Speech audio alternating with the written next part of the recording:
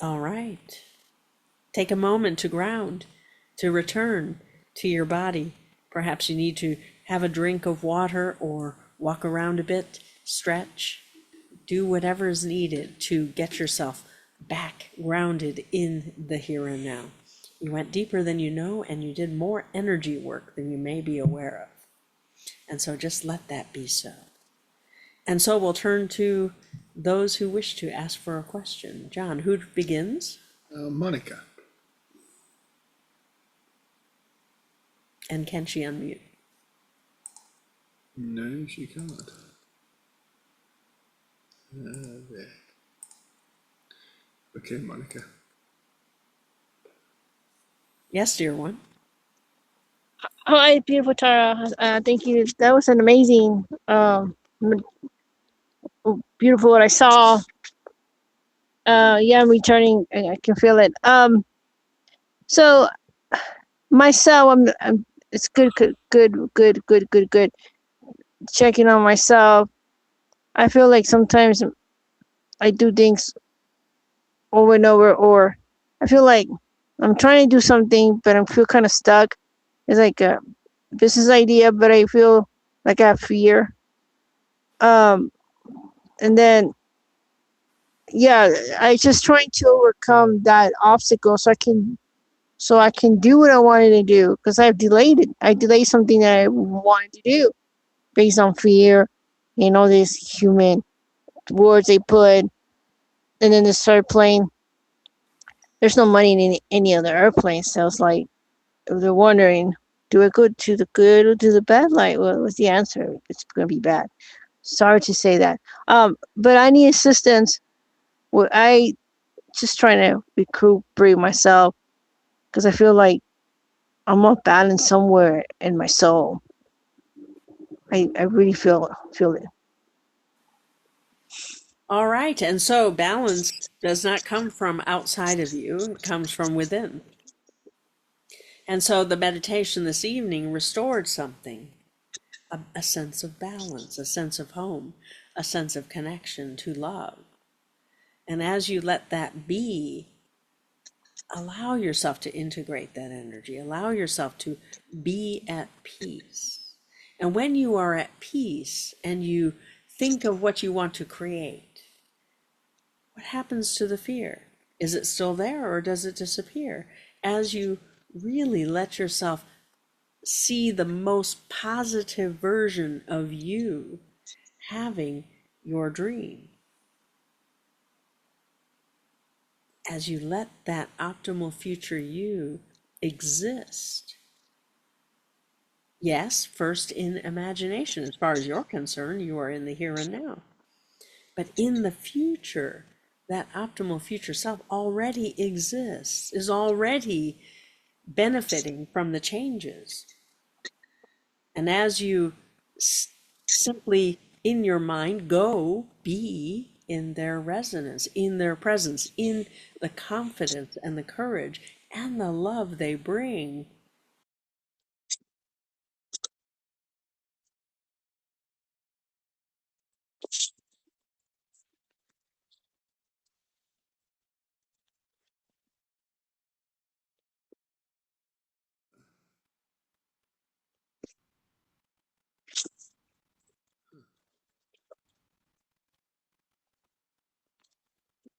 and the recording. Let's see.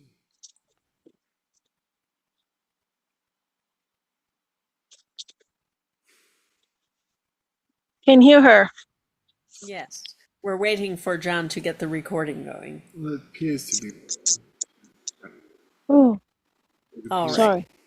So, technical difficulties, we apologize. All right.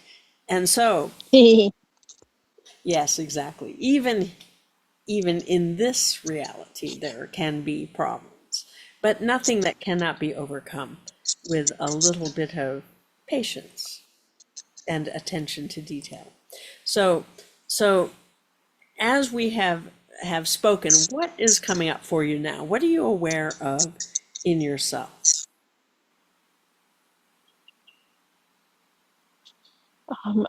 I'm where like I now have the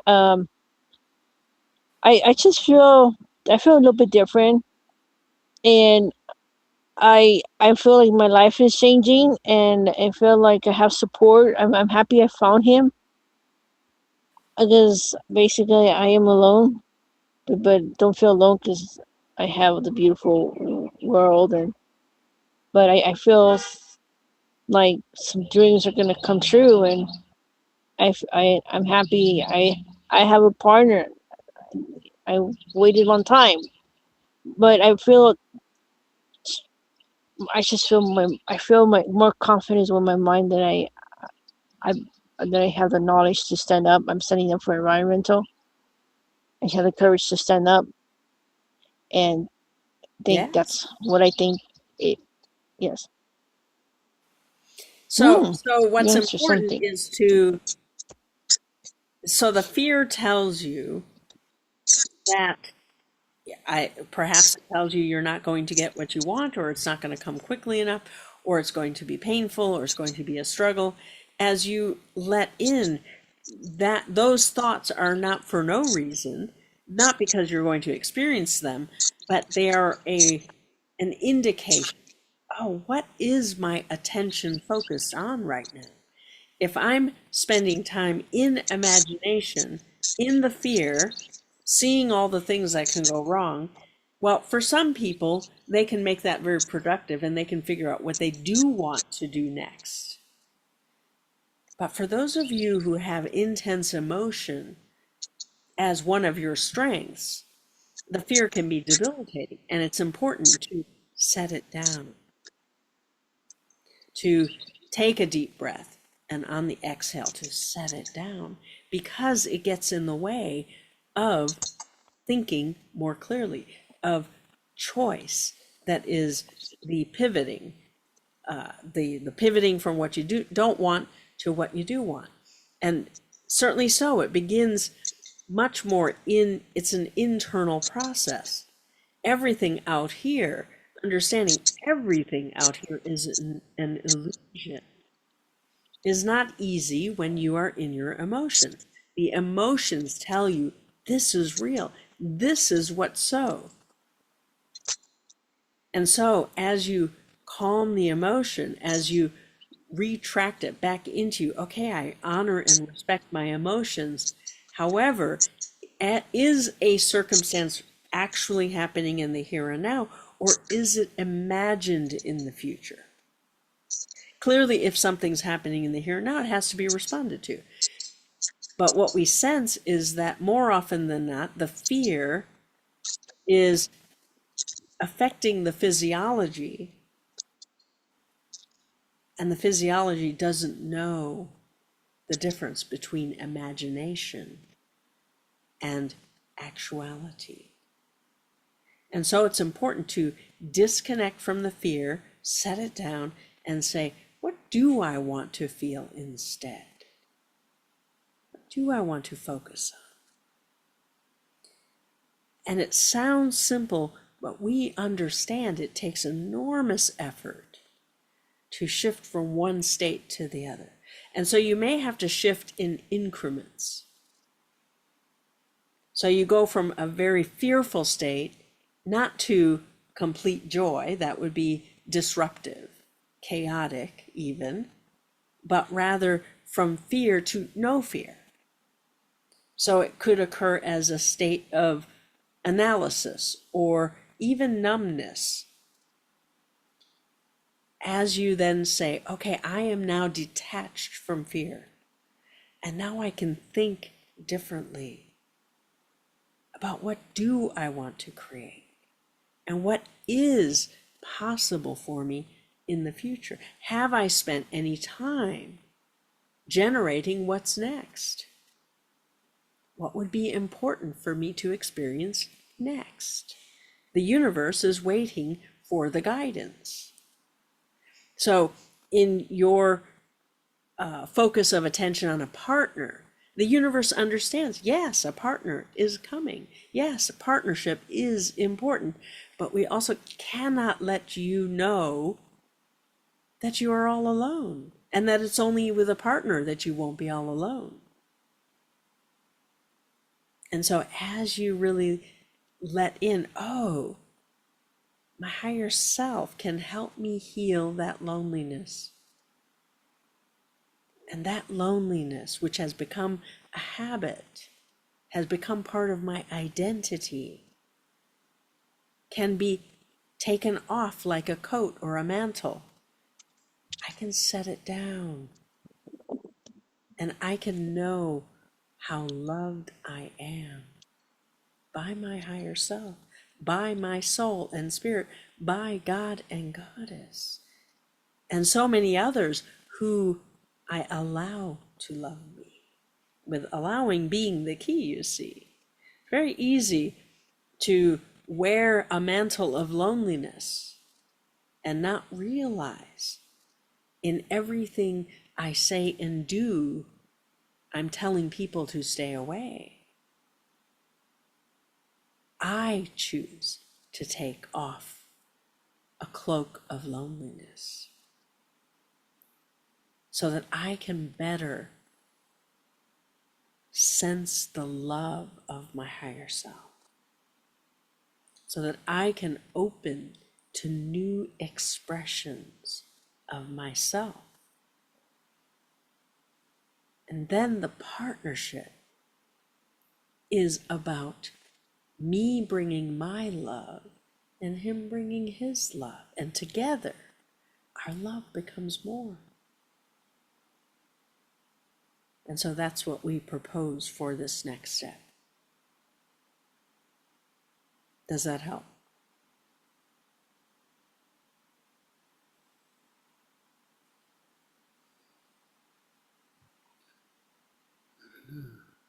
Monica, are you there?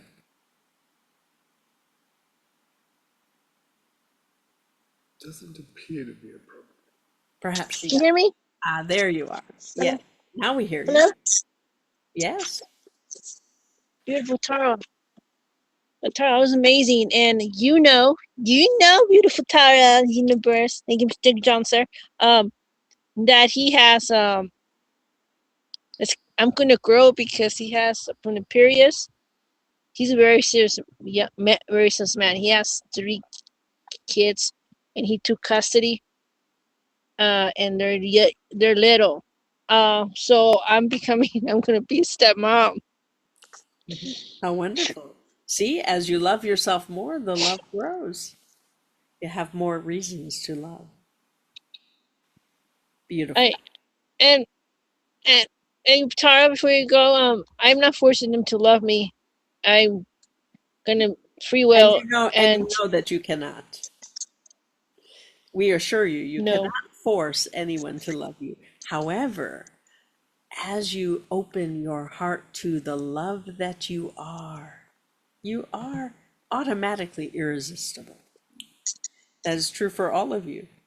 For as you open up, the beauty of you shines, and the love changes everything in your universe. There's nothing that is not touched by your love. As you really let that in, that you have that much impact. Now, part of you, some of you say, I was right, I don't want to have impact. I never want to have that much impact. And yet, that is coming from the lesser self. You, the more, says, yes, that is exactly what I'm all about. That is exactly what I've always dreamed and hoped for. With harm to none, to be free to love. And you can create that reality. You are already doing so by showing up, by being willing to love yourself more. Does that help? Yes, beautiful Tara. So great in the future. Um, it's gonna be awesome. Asking the universe, I will not stop working for what I do. Will continue, and I feel he understands that. I feel he understands a lot. If you look at him, I'm I thought I was gonna be alone till my elder years, but it's not gonna happen. I've created this from the beginning before I came to this life man. I created this, and right now I just want to change it. And I guess I've been lazy. I need to overcome this lazy fear. What Not you so said much today lazy, nailed it. but Nailed it. but to lay down the fear, for the fear has served you. But it is Yes. when you choose fear, you are automatically not choosing love. And that's a difficult one to, you cannot negotiate. I'll just have a little bit of fear so I can have a little bit of love. No, the fear has You're served right. its purpose. And now the love can take that place. And when you allow that, everything is different because you are different. Now, it doesn't mean you're not going to Mm. feel fear, Yes. but your relationship to fear is changing. It's no longer needed in the way that it was before. It's no longer the best way to be safe. When you let love take that place, being in love, in a state of love, connecting with my higher self, allowing my higher self to love me, that is true safety. And once you really let that in and be that, as you often do, this is not, we're not saying something you haven't done or that you don't understand. We are saying who you are being already. And you know the difference between when you are being in a loving state and when you are in fear.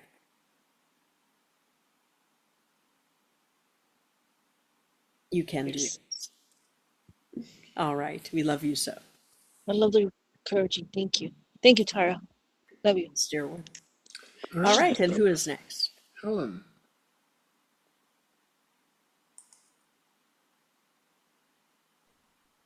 Hi, Tara.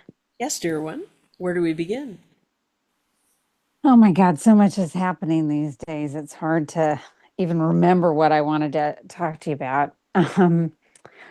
The thing that's kind of triggering me the most is it's hard for me, like with I'm noticing like with Sandy, for example, when she is really in panic and fear, I am so triggered and upset. I can't like calm down. And, we've had this woman living with us, a housemate, since last fall, and she's been stressed out and depressed um, almost the whole time. She's going through these major changes.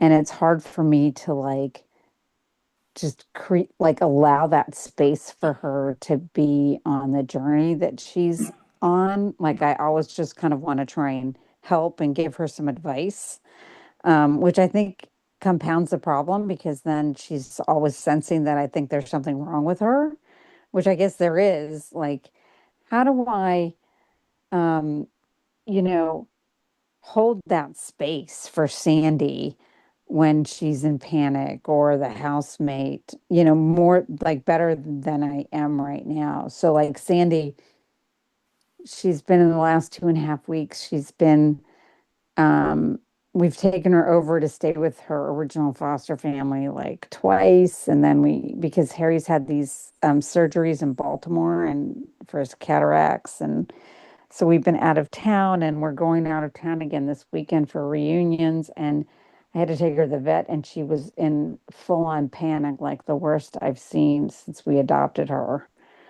And I think it's just been going back and forth. She's now like in a panic and she likes her foster family. Um, and then I'm like upset for the entire day when like it took me 10 minutes to get her into their house. And then today to get to the vet, it took me 10 minutes to get her in through the front door of the vet clinic just for a checkup and to get some annual vaccines, and I'm upset the rest of the day. And so what is the thought that has you stay upset rather than simply moving through whatever is happening and then being free to be again? So Sandy is in the here and now.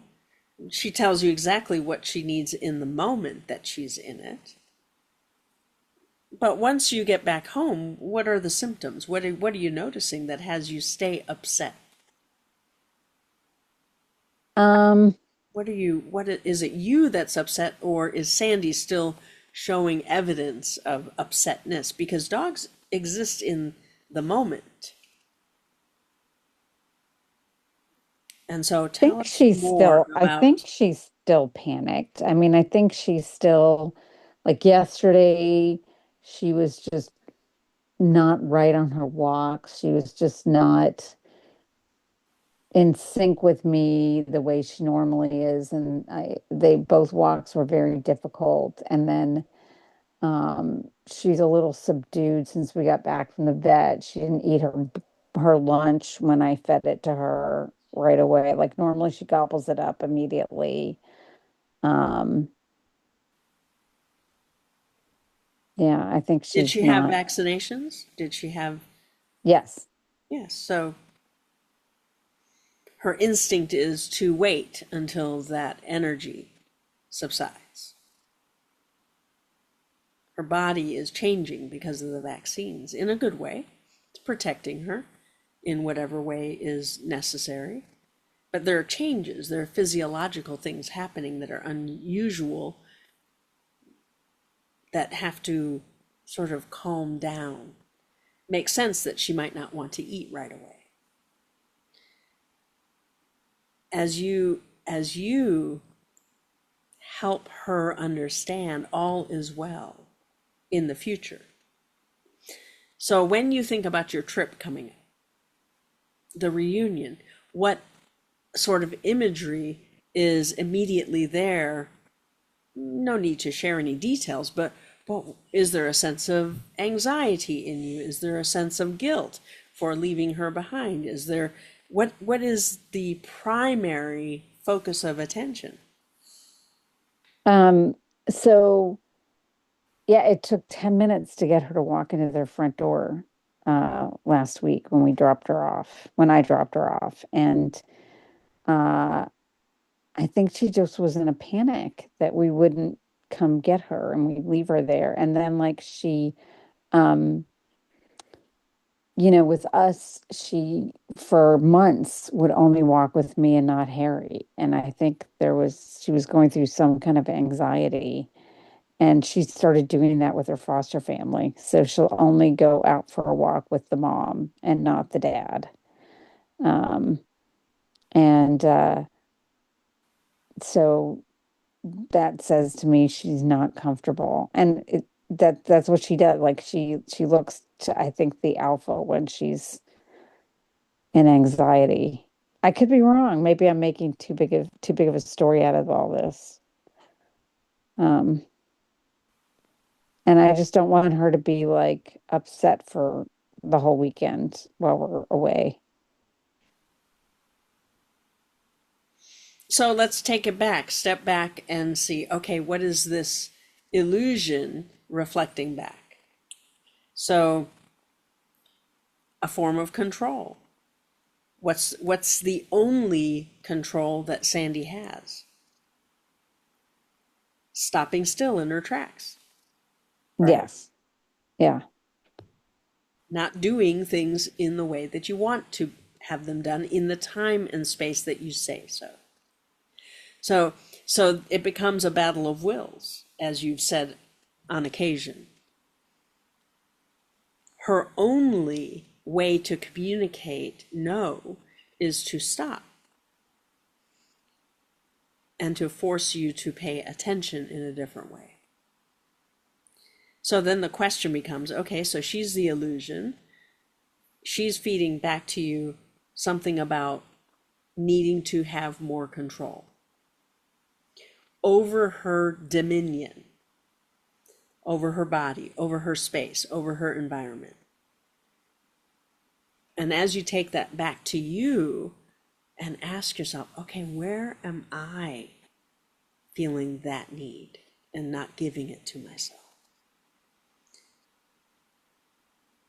That may or may not be exactly the right question, but you can change it to suit whatever emotion is there, whatever awareness is there, because Sandy's mirroring for you something that is important for you to address. In that moment, or for a totally different situation? In your life,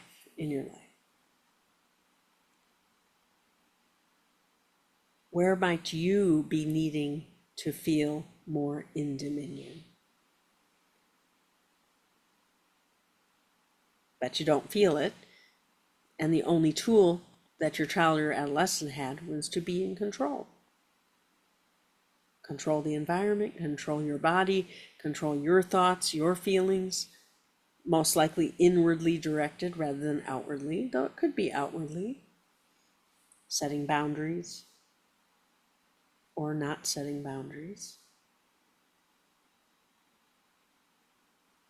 So you began by blending the story of Sandy and the housemaid. So we would suggest looking at boundary issues. Where am I not giving to myself enough? Where am I feeling that I'm not being considered or given a choice or not saying yes? So those are the sort of things that are more relevant to the adolescent or the child. The spiritual adult knows she has a choice, knows she can create something new, knows she can segment, intend, and call forth the optimal future self who has the success already. And then something like Sandy not wanting to walk through a doorway triggers the, I don't really create my own reality. Otherwise, Sandy would behave.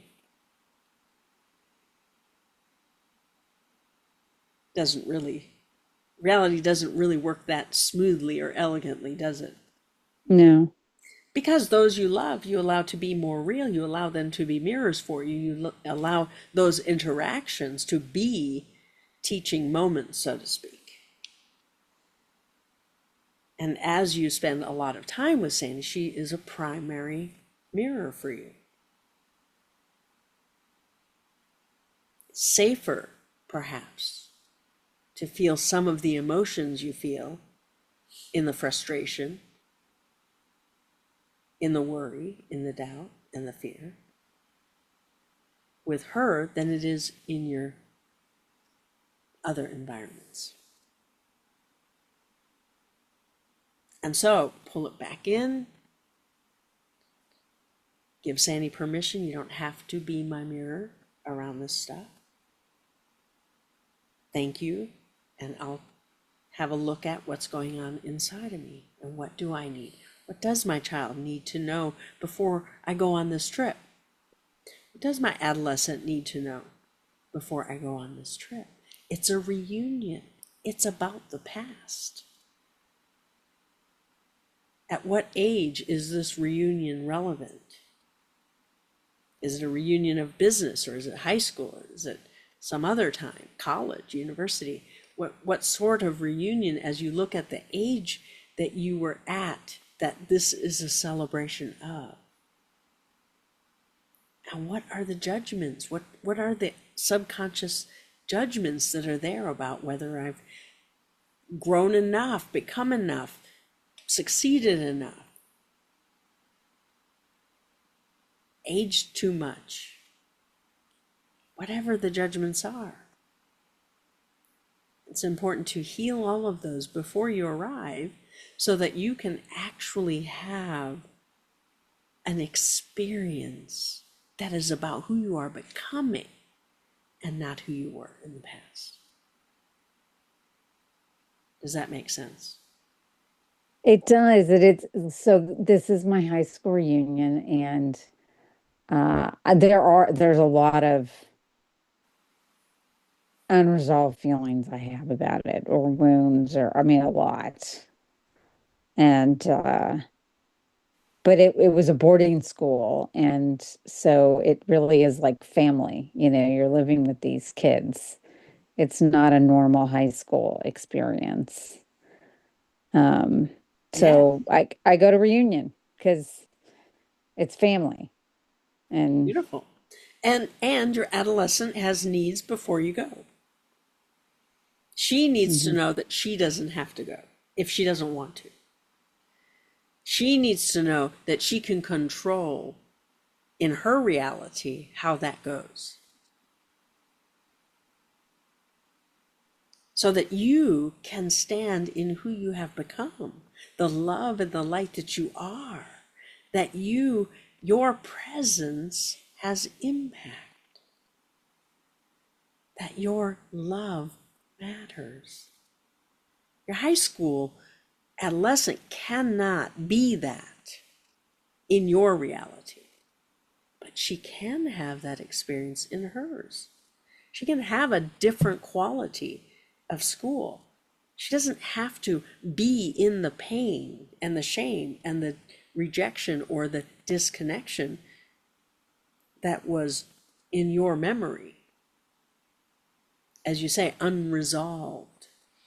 Unresolved only because she hasn't had it changed yet, to the degree where she really has the reality she wants and needs, has the safety to be who she is, has the connection with whoever is in the environment, a teacher who loved her, a mentor. If she didn't have any of that, give her one if that's what she wants, so that she doesn't go through the wounding all alone, which each of you had to do.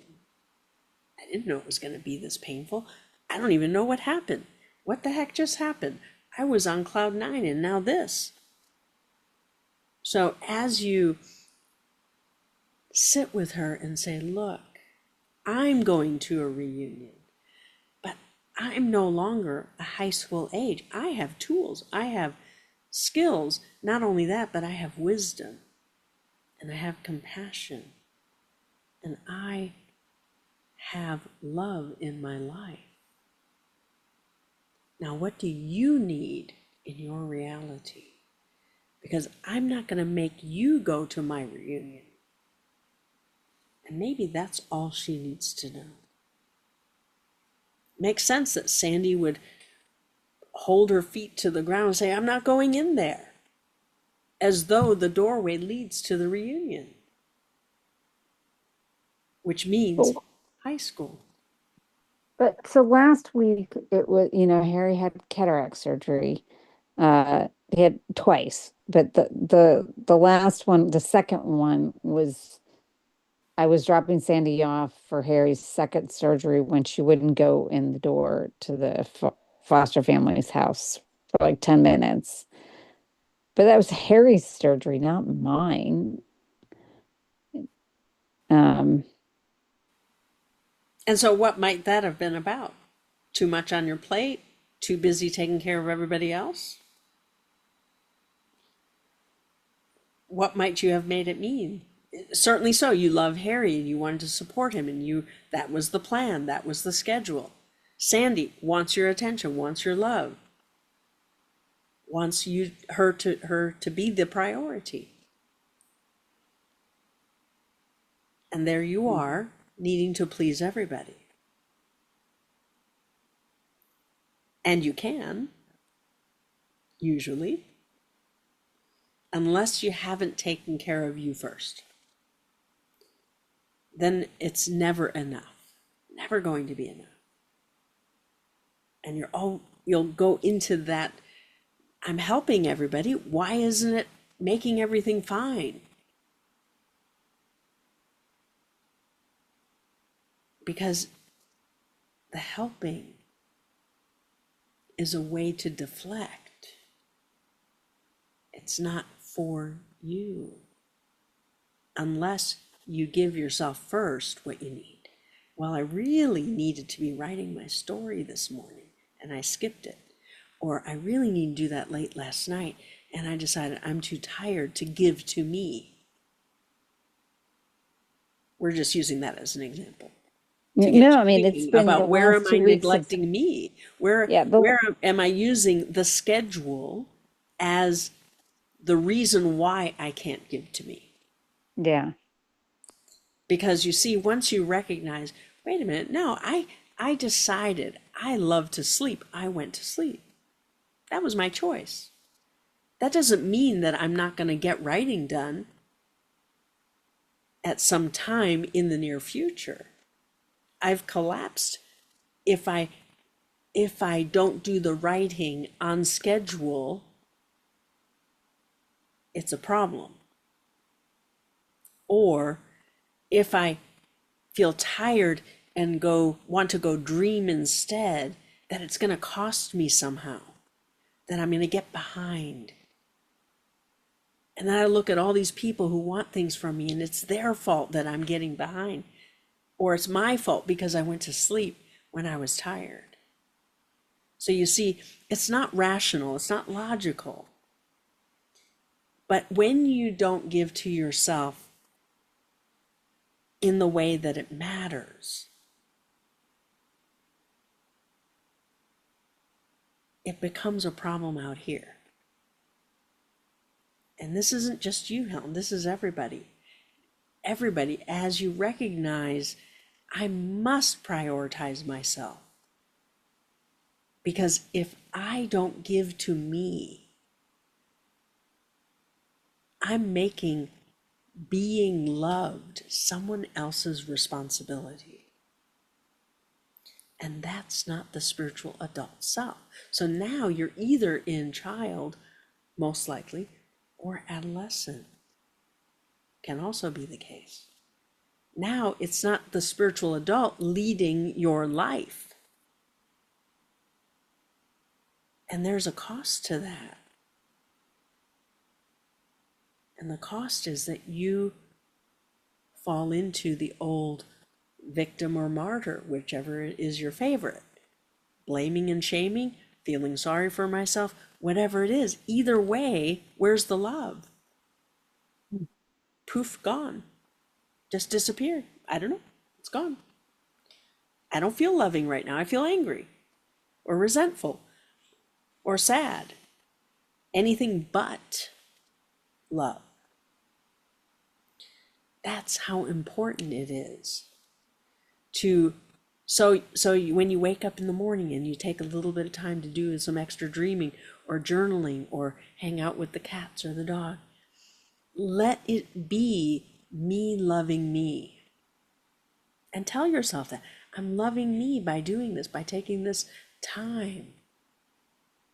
This is how I want to I choose and I want to spend my time.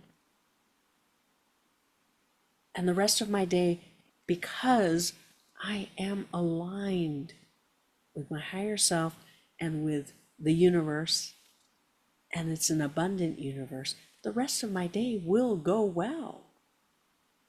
I can pre-pave that. Now, is it going to be perfect? No, we're not saying it'll be perfect. But opportunities will always come up for you to become more. And so Sandy giving you a chance. Oh, what's she reflecting back to me? I got this big event coming up. It's kind of not a surprise that there's some resistance in me showing up out here.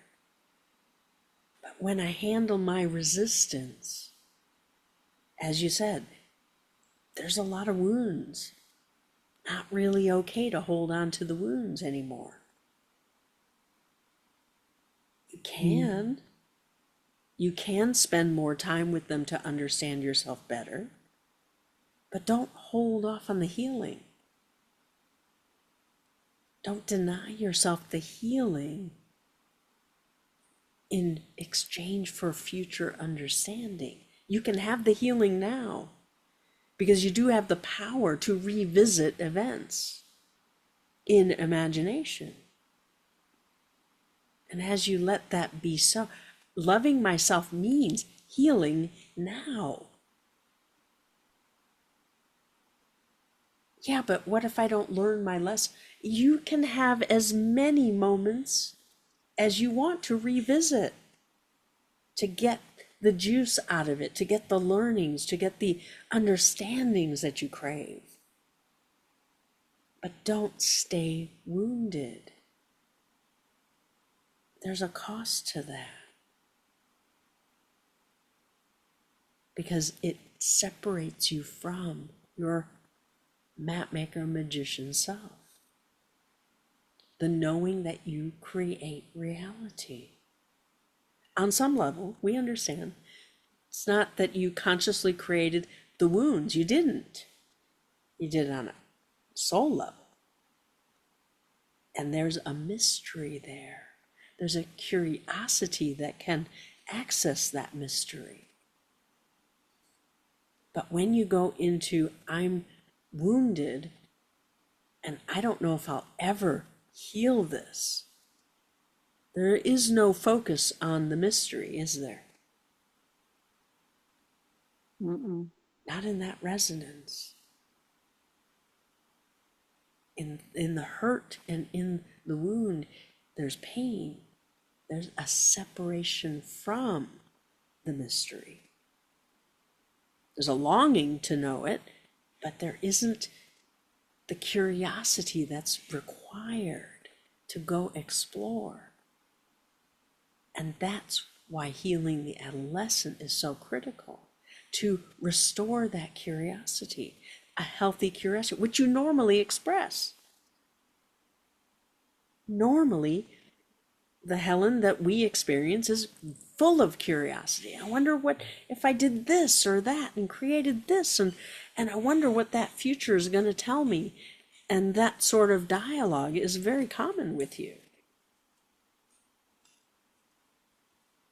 And you want that level of curiosity about the optimal future that has had the experience of the reunion, the most positive version of you.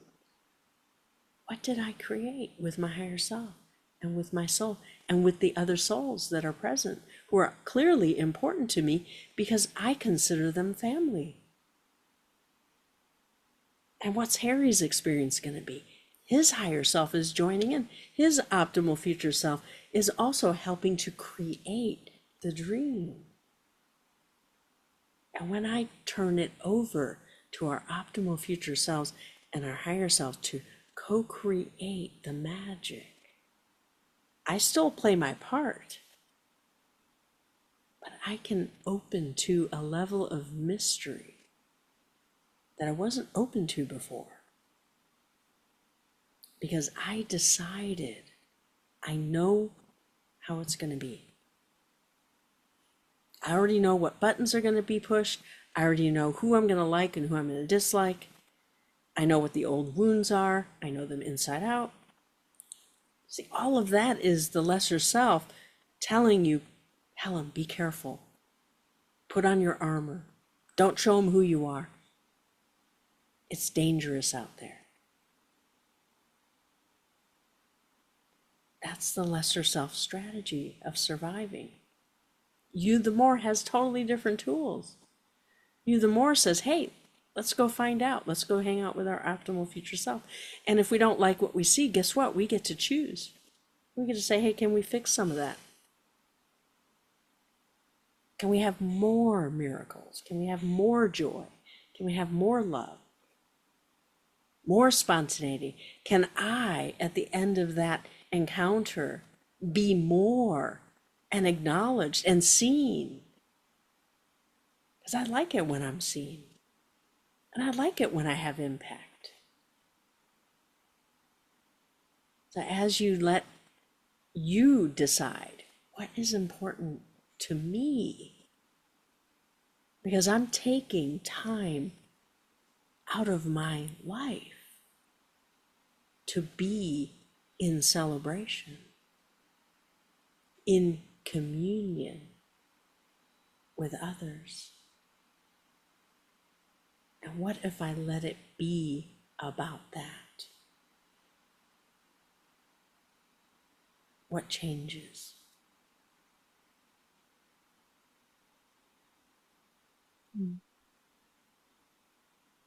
Does that help? It helps a lot. And the other thing that you were saying that really hits home is this: I do spend a lot of time in resentment about helping Harry or his agenda. And I have been working on trying to um, both, prioritize what's important to me, but also like try to figure out and ask for what I want. I'm doing more and more of that. I think I'm still not figuring out what a healthy balance is. So, for example, tomorrow, like I was trying to figure out I'm trying to figure out when there's kind of a conflict, how to create that win-win-win. And I'm still kind of struggling with that. So, for example, tomorrow, Harry has a meeting he set up with an old friend of his who needs to sell her mother's house and is possibly going to hire Harry as the real estate agent. And um, at the same time, that meeting, Harry set up that meeting without confirming with me. They There's an event in Baltimore that I'm curious about going to because maybe there might be the speaker, could maybe I want to just approach him and see if he'd be interested in get involved with the movie and helping support me in the movie somehow. And so I thought, okay, this weekend I'm like, how do I make this a win-win-win? And I said to my higher self, okay, like give me a sign. Should I not go? Because should I to Baltimore? Should I show up and help Harry with this meeting? Because the old friend also wants to meet me and have a social interaction after showing the house and letting us in to see the house. And so then I was like, okay, higher self, if I'm supposed to help Harry, like if I go to Baltimore, is that not am I making it not a win-win-win? Because nothing might happen. And maybe I should be helping Harry because his real estate matters to him. And I'm like, well, so I pushed Harry to like see if he could switch the time so that he could come, like, because he'd actually like to come with me to Baltimore. And and so I'm like, okay, higher self, if like help me make this into a win-win-win. Well, it didn't happen. And she couldn't, there's a little bit of a tweak. We're gonna go tomorrow at 11:30 and but it's been really hard and with very convoluted, struggling conversations. And I still ended up buying myself a ticket to my event that I want to go to. And maybe it seems like we might have created some kind of a window this afternoon where we can do part of the meeting tomorrow and then Wednesday go like meet with her at her home and finish things up. But I just haven't understood like how do I create that win-win-win? And is it bad or selfish of me if I go to my thing and leave Harry to do his thing by himself? Am I harming him? Am I like not supporting what matters to him? And how do you deal with it when we each have something we want to do at the same time? So really the question, rather than saying, am I harming him? The question you first want to ask is, what's in it for me if I attend that or if I go to Baltimore? What's in it for me? And then weigh which one can you accomplish at any time and which one is important to follow your intuition and your guidance on timing. You can create it any way you want it, but there is elegance and ease in the equation, isn't there? Mm. I mean, I'll have no chance of meeting the Baltimore speaker, probably any other time than tomorrow evening. And he might have no interest in the movie. I might have no opportunity to talk with him, but it would be fun. I think it would be fun to meet him if I can, and at least try to get him interested if I can. I think it'd be funny. He's like the chief operating officer or something, chief of staff for the Baltimore Ravens, a football team, and he's Jewish. And I just think apparently he's a very nice man. I think it'd be funny if I could get him interested in the movie. I think that's what it is. It would be funny. I don't know if I'll be able to, meet him at the end of the event, but I think there's a chance I can. And take 60 seconds and say, "Do you want to meet me for coffee and talk about my movie?" Yes. And so, with regards to the meeting that Harry has, if he's committed to spending that time and not being able to go to Baltimore, then you would want to reassure him that you're completely available later, once he's done the groundwork, Yeah. so that you're generous in your communication. And thank you so much for taking that on, and I'll be available after you've decided what the opportunity is. Let him know he's in charge of that. And trust that it's okay and I'm not ruining his chance of getting the listing. Yes, because if you extend your energy to it and say, "I want the best for the meeting, and I know that you'll be able to handle it, and if you need my input, well, I'll be back." It's not as though you're going away. You're Right. just going out for an evening. So as you stay connected to Harry and his intention of a successful meeting, and you dream that dream with him, that's participating. Does that make sense? Yes. Of course, you feel more confident if you're there in person, and that's something you want to handle as far as, oh, I'm not seeing the success if I'm not present. That's right. And so that is something you want to assess.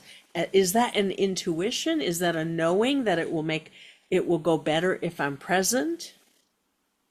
Or is it that I haven't yet made the effort to see it any differently? And only you can know that. No, you know what? It's because she wanted to meet me and she wanted to go out to dinner with us after we saw the house. And I'm now not going to come in the evening, but I will come. We've switched it, so I will come with Harry to see the house in the morning. So she'll get to meet me, but Wonderful. not socially. So, so what? You know, Yes. yeah. Wonderful. We love you so. Thank you, Tara. You're right on track. Beautiful. All right, John, who is next? Henry.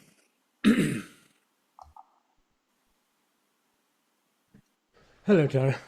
Thanks for Yes, dear being here one. again and talking to me. Yes. Where do we Um, begin? the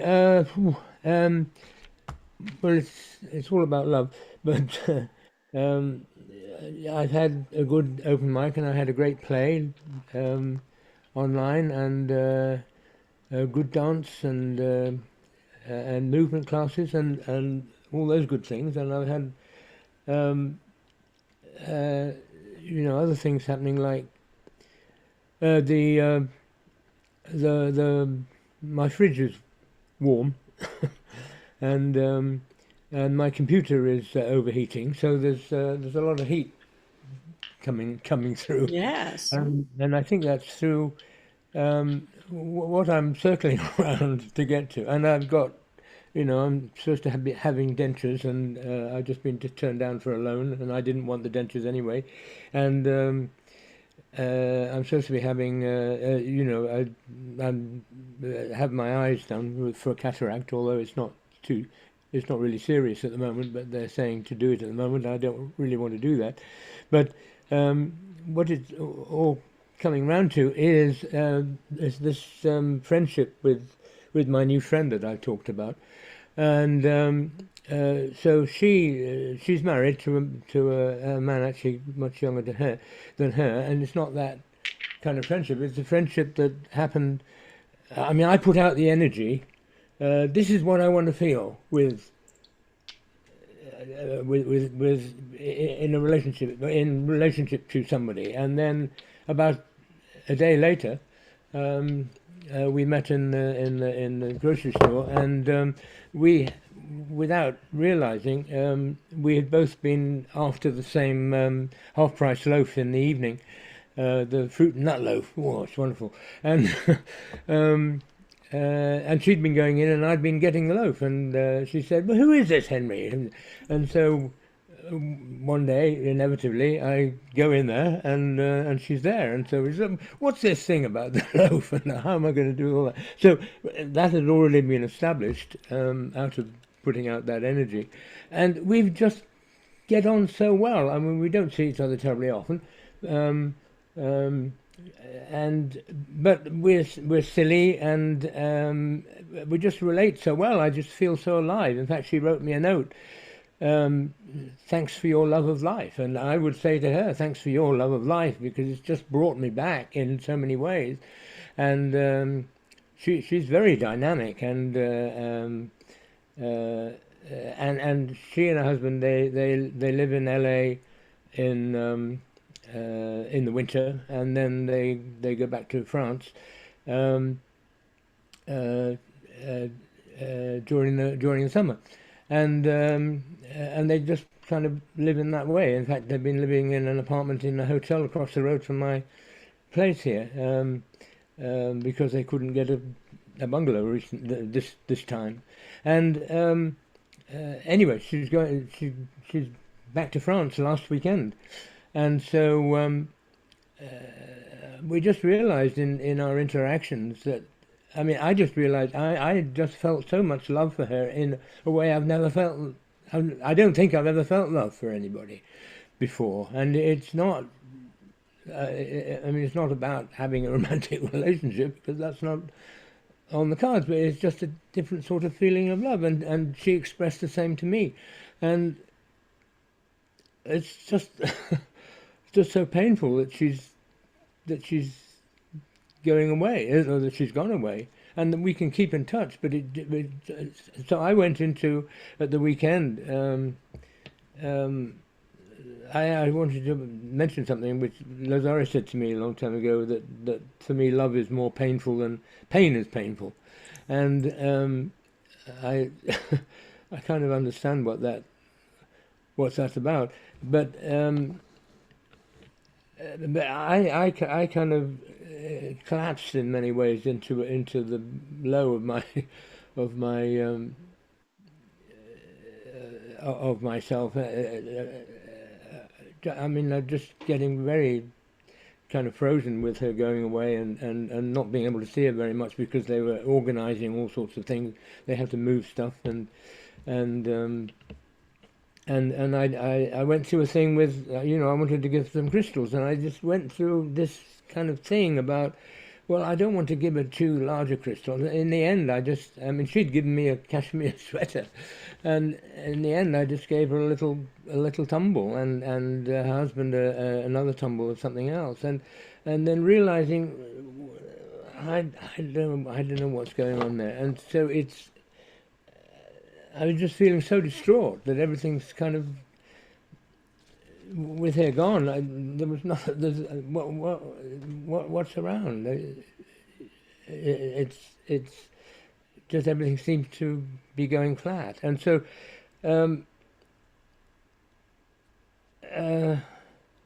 that's kind of dominated. I've just been feeling. And then it seemed to me, with the fridge warming up and the computer warming up, that's all part of. I mean, that's started happening when she left, and I mean, it's about love, isn't it? And a different sort of love. And I've also noticed that I'm able to just open up to people and approach people much more easily. More recently again, that's the way it's been going. But and at the same time, I then think, oh well, the fridge. How am I going to deal with that? And how am I going to deal with the computer? And how am I going to deal with and it just feels everything's falling apart, and I can't see how. And then I get a feeling. I mean, you talking to. Monica and Helen, and there's a lot in there, and I know it's there, that I can, All make right, this. and so let's take it back to love. Yes, So easy to be in love, in the resonance of love, when someone else is automatically in it, or so it seems they are automatically in it. You feel the embrace of love before you even come together. You just know this is love. So the opportunity by her going back to France for a little while, for a window of opportunity, we'll call it, six is for months. you to be that in the reality. What she has inspired in you Yeah, to take on that mantle, to take on that power of really recognize, I wonder if I lead with love yeah, in my day-to-day activities, I wonder what impact it'll have. Because you know what impact it has on you. And you have the ability, you have the understanding, you have the depth of love that is required to be that. Now, it takes a lot of courage to be that. Because you don't know, is it going to impact anybody? Is it going to work? Is it going to make any difference? yeah, Or so the lesser self tells you. But you, the more, knows there is no other way to be yeah. except to lead with love. And so when you step out the door and into the world, and we would suggest you do this already automatically, but now really take it on as, I'm going to see what happens. I'm going to be open to the mystery of what would it be to lead with love every time I walk out the door and into the world. What am I going to see differently? What am I going to experience from that place? Because love is a very active energy. It's not, it might seem like a warm, soft energy when you receive it. But the person who's shining the light of love is vibrating with energy. Mm. And you know that is who you are, Yeah. that is your calling. And as you've been exploring all these different aspects of love, and tonight's theme was about love, that you can participate in connecting to a love that is beyond time and space, and choose to bring that energy into your physiology and into your world. Now that would be amazing. That would be worth exploring. And it is part of why you are here, is to truly take on that task or mission or mandate, whatever you want to call it, whatever appeals to you, that charge. I'm here to explore love. And in that exploration, I get to have impact. And I can start by imagining that I am her,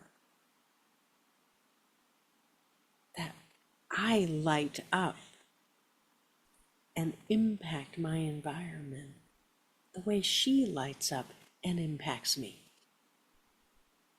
We have a kinship around love. We recognize that in each other. Mm.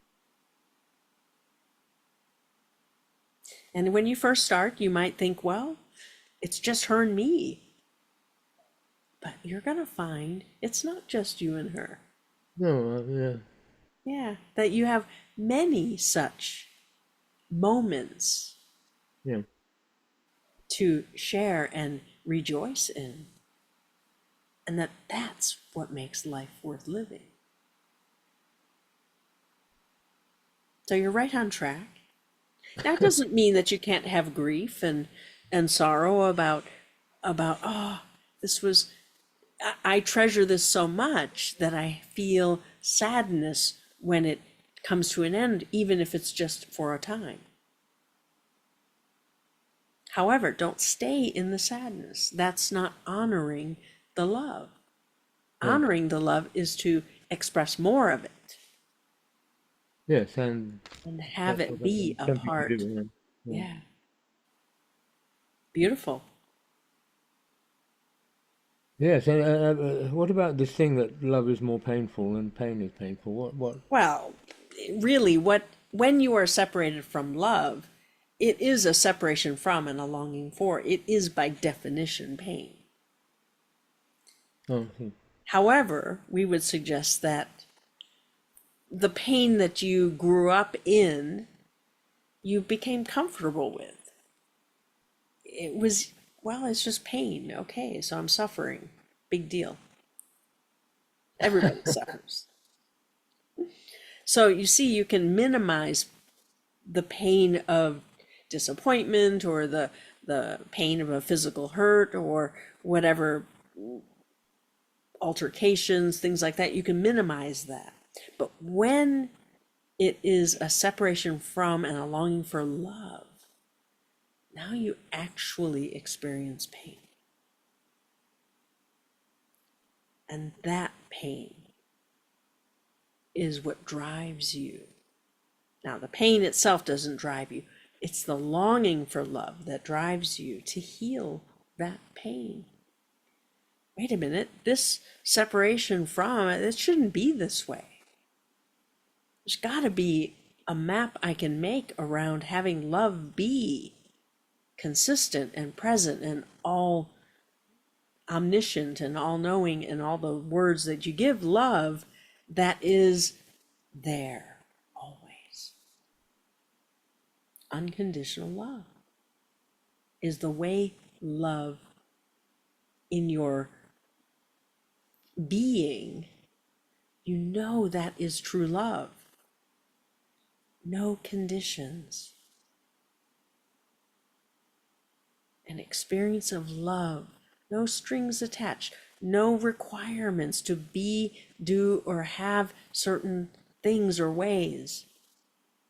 It's just me showing up. mm, And I love the way I love, and they love the way they love, and together we create something more out of love. And so that, even though we're not doing it justice with the words we're using, mm, you know by the pain around love that for you, love is a priority. Love matters. It is a matter of soul. mm. It is not just a romantic story. It is not a drama.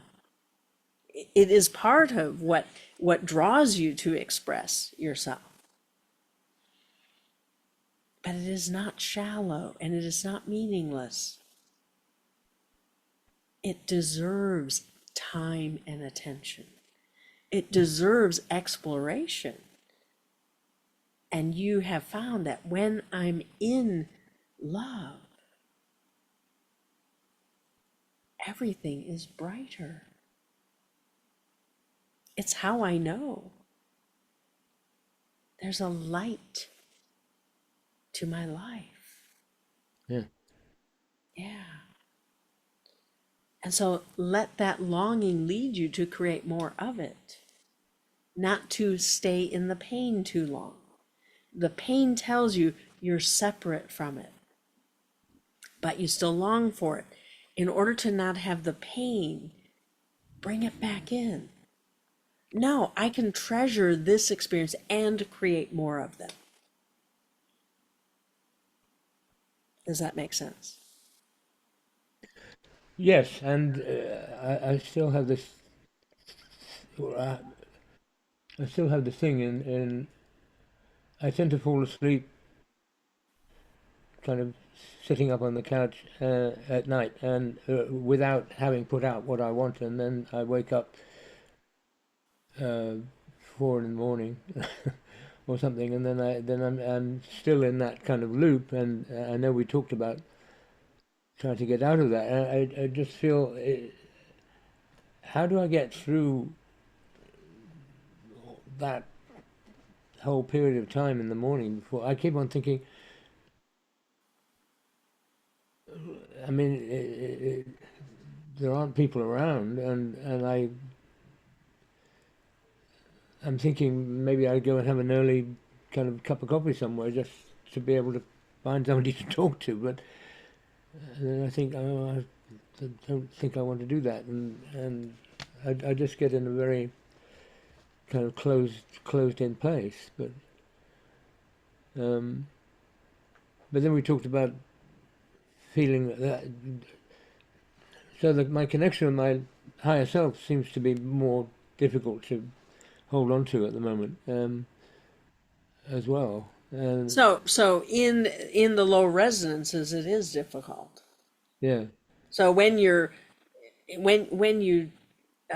dampen your emotions or stay in the separation from what you want, I'm not going to get what I want. That's a thought. When you yeah, think that you're not going to get what you want, what do you feel? Well, I feel sorry for myself, or I feel sad. I actually feel sad. And when you feel sad, what do? Well, I kind of don't do anything. yeah, I just don't want to do anything. And then yeah, I wonder, so when you don't want to do anything, what do you make it mean about yourself? Well, I make it mean that I should be doing something. And then I'm in conflict with myself. And when yeah, I'm in conflict with myself, I really don't get anything done because I'm thinking, should I do this or should I do that? And I can't make any decisions. And then I put my hands up, and then several hours have passed. yeah, So you see, by being more conscious of what thought links to what emotion and what emotion leads to a behavior, maybe my thought is triggering a cascade of activity. And maybe I can change the first thought. Or maybe I can arrest the process in the emotion, because I can change sadness to compassion or to gratitude. I don't have to stay in sadness. I don't have to go into feeling sorry for myself and feel loss. I can feel sadness and begin to remember what I treasure and feel gratitude. And we understand this is not intuitive.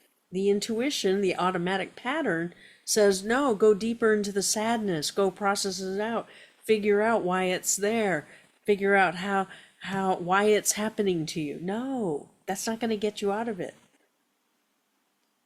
Because whatever that thought was that triggered the sadness, I'm not going to get what I want. I feel sad. Didn't originate with you now.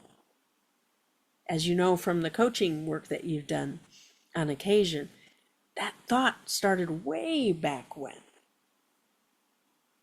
you were just a little tot,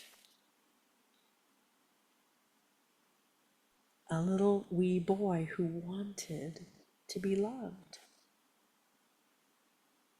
And that was expressed in, I want this toy, or I want your attention, or I just want to play, or I want a friend, whatever it was, that whatever the time frame, depending on how old he was and how it all began, or I just adore mom's attention until I don't. You see, because at the age of 2, suddenly mom's full attention is way too much. Now, some of you didn't get the full attention, but for those of you who did, it was a mixed bag because you got all her emotions too.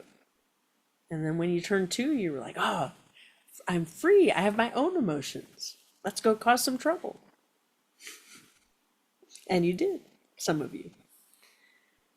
So you see, as you understand, oh, the I'm not going to get what I want is a survival mechanism for the child.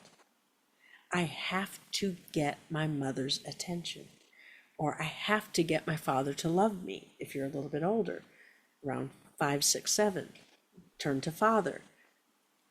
But before that, it's all about mother. It doesn't matter who was the caregiver. The mother was the primary energy, even if she was absent. And then at around 6 or 7, you turn to father. If he's not there when you turn to him, that creates its own disconnections. And a lot of you grew up in that nuclear family structure where maybe mom was at home, not necessarily, but dad for sure was not. And it was the way of the world. You each came in to heal that script, to heal the abandonment from mother and father, from God, from goddess, goddess, God, whichever order, doesn't matter. But to really get that, that is an imprint that was intentional to get you to focus on getting love first, because that's what the child needs. And then later being able to assess, oh, love is really important to me. I wonder why. Because some of you had the rebellious adolescent where you said, screw love. Who needs it? Others of you said, oh, I just love, love, love everybody. And why don't they love me the way I want to be loved? But love has been a theme for each of you. And in the chauvinism, it wasn't allowed to be what it actually is. It's woven into the innocence, into the vulnerability. It's woven into your need for safety and security, and in your need for freedom. It is essential to you knowing who you are. And as you've been uncovering higher self, being of light and love, soul, being of light and love, God and goddess, beings of light and love, spirit as well, we're not leaving out the spirit. Spirit, you know, more so as the light, and we've added that gathers the energies of manifestation, has a function in the physical plane. And when you feel you're not manifesting enough, gather first from soul. Gather from the mattering. Because once you know what matters, it's easy for spirit to go gather. Because it's in context of the love. It's not separate from, it's part of the inquiry. So we've said a whole lot of sort of concepts and things and haven't really given you a straight answer on what you should do next, other than to be the love you know that has inspired you to be more and to lead with that. It will make the difference. Well, love has always seemed to be doing what other people wanted. Yes, get rid of that definition. Yeah. Well, I'm only Because you just see, finding. that was a strategy Yeah. to keep love safe. I think I need to let them have what they want. But what if love is inherently safe? And now, who are you in relationship to others? Love is inherently safe. What does Do that I mean? need to give them what they want if love is safe? Or can we just have a discussion? What do you want? What do I want? Maybe sometimes I get what I want because I'm so clear about what I want. Other times I really am not very clear, and I'd rather you decide how things will go or what we're going to do today. You see, in love, there is an exchange of energy, a giving, a receiving, a communicating, an internal process also, reflection of how does it feel to be loved, and do I want to share how I feel? See, when the safety is there, the sharing your emotions and your thoughts and your feelings is just natural. And they will respond however they respond. When they feel safe to love, also, which is inherent to being in a state of love, then they will tell you, oh, that's so nice. I really appreciate you. Let's go do more fun things. And that is just a natural progression. If you approach love as it's really not safe, so I better watch what I do. I better watch what I say. I'm anticipating pain. I'm anticipating rejection. I'm anticipating whatever is in the past. That is not love, you see. That's something else. That's control, manipulation, lesser than, we'll say it's the lesser self. Operating and being in charge of love is never a good idea, because the lesser self is best in charge of survival. That's their domain. So when you rely on the lesser self's interpretations, love is not safe, because it was not as a child, or it was not as an adolescent, whichever. We would suggest it was pretty true for all of you, because of the way of the world, because of the chauvinism, because of the definitions of love that were not true about love, that it hurts, that people can hurt you, that you can hurt others, that it's painful, that it's about abandonment and rejection, that it's all about growing pains, and you need it but you hate it. Whatever those the consensus definitions are, recognize, oh, that's not love.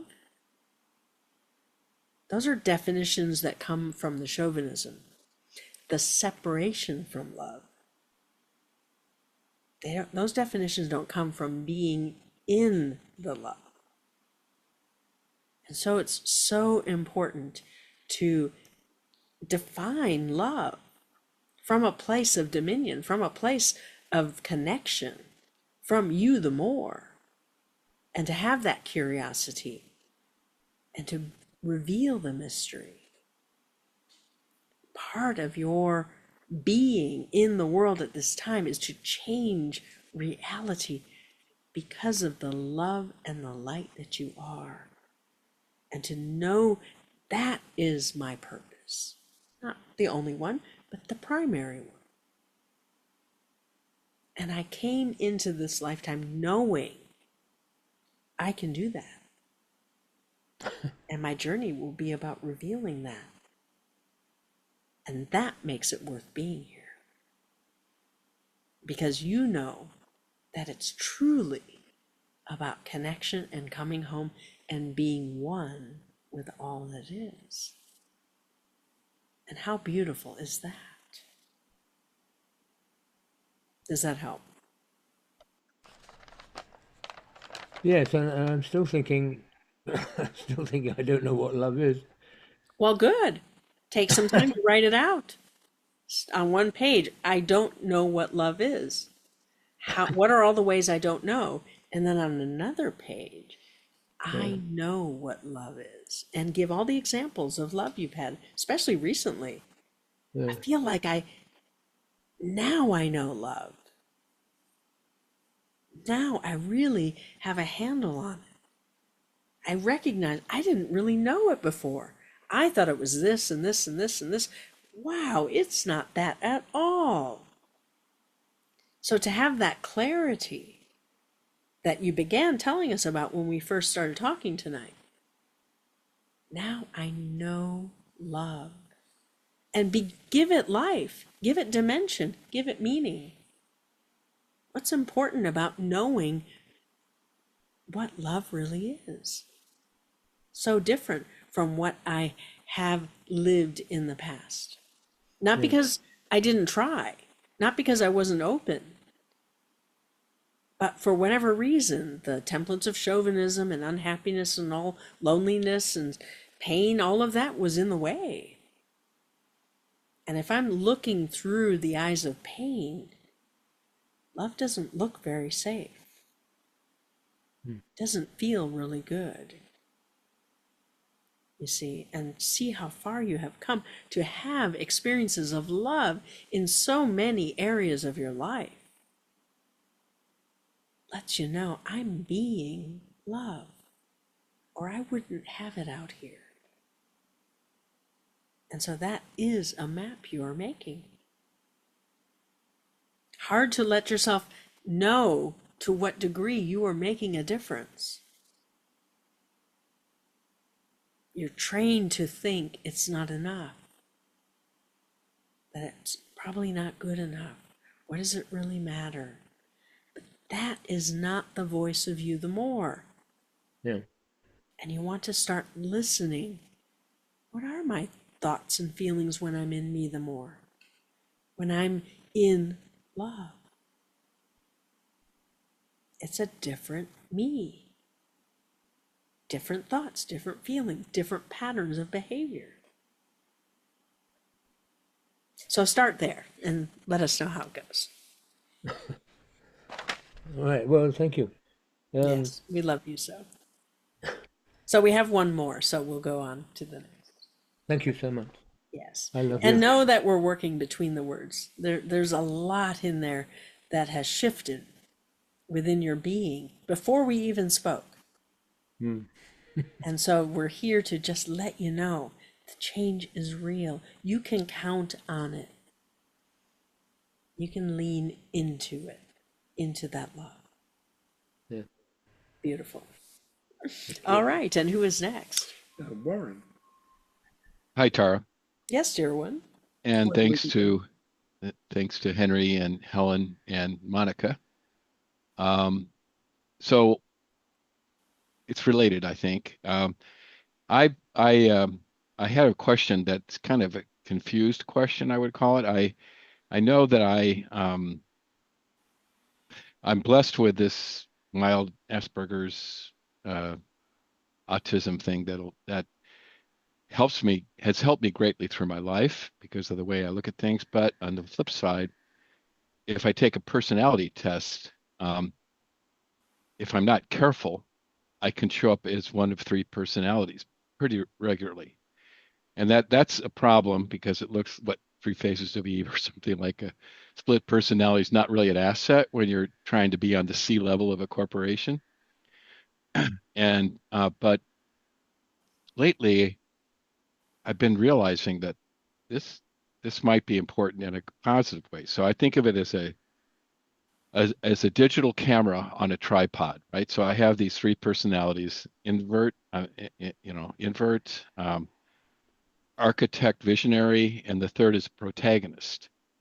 They're pretty widely different personalities that I'm not playing games. They actually are there.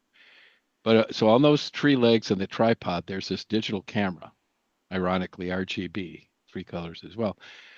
But that digital camera, that I believe that might be my true self, my why I chose to be physical.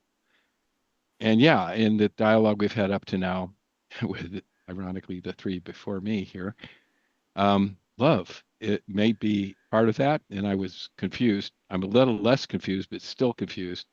So Tara, how would you, because right now I have some things going on in the physical world that are I've been able to receive some really positive things happening around this startup I'm trying to do with affordable housing in California and so forth.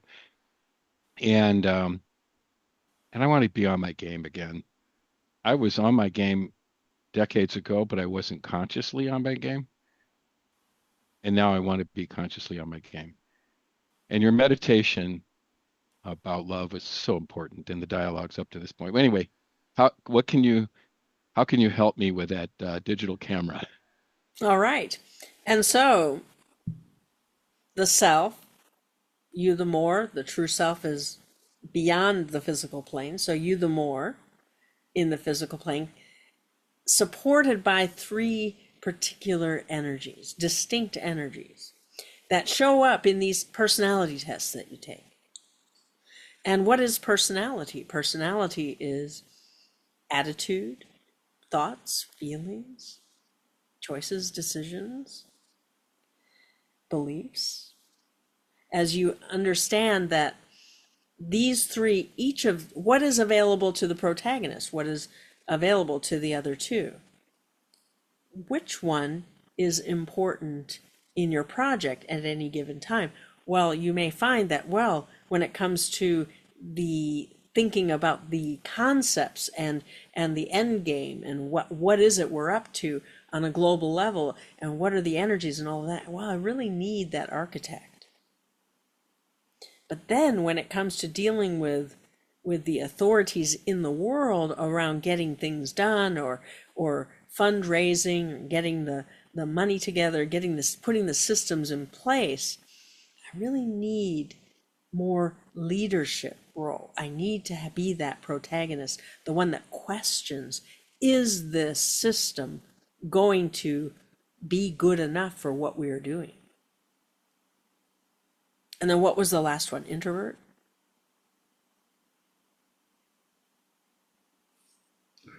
He's muted himself. The introvert, yeah, Yes. introvert, Oh, the introvert is is really a sense access to the true self. So yeah, spending too much time out in the world is disconnecting. It's only two of the legs. yeah, So you have to have the balance that comes from going within. yeah. I've been spending. Interestingly, it doesn't take two of the legs. It only takes one.